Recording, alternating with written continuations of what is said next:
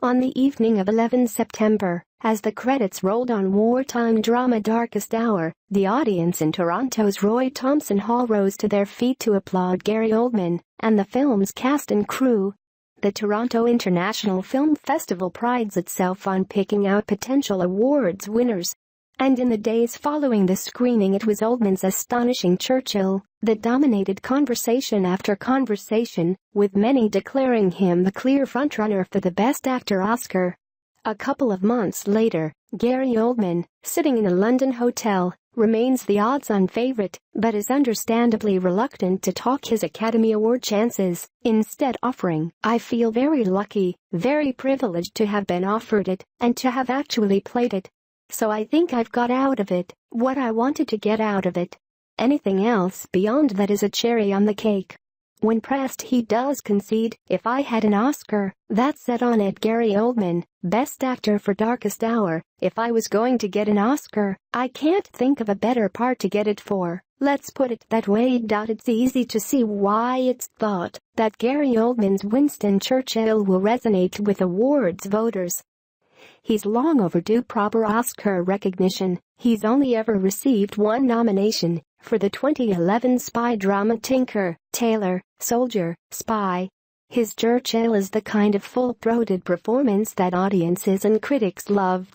And his transformation from quiet-voiced actor into Britain's bellowing wartime leader is indeed truly remarkable. "I knew I didn't look like him. I thought that with some work I could approximate the voice," Oldman confesses. "The challenge in part was the physicality, because you're playing someone whose silhouette is so iconic. So I went to the newsreel, and what I discovered was a man who had this very athletic tread. He would skip around at 65 like a 30-year-old, he had a sparkle, the eyes were alive, he had a very sort of cherubic grin. We think of this sort of rather depressed grumpy man with a cigar, and from the footage, and from what I was reading, I discovered someone who was just really alive and dynamic.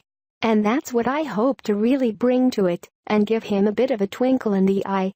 Churchill is, of course, one of British history's best-known figures. His speeches are famous in the UK and abroad. Audiences' familiarity with the real-life man could have proved problematic for any actor playing him.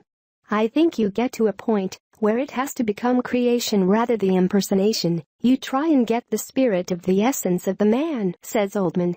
An additional complication is that Churchill has been played many times on TV and in film by a succession of distinguished actors. "You've not only got this sort of beloved Briton, this iconic figure who is arguably the greatest Briton who ever lived," says Oldman, "but you've also got the gallery of other people.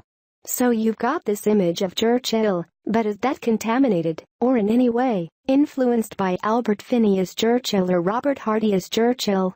Festival-goers and audiences in the United States, where the film opened this week, seem more than confident that this portrayal of Churchill is 100% uncontaminated Oldman.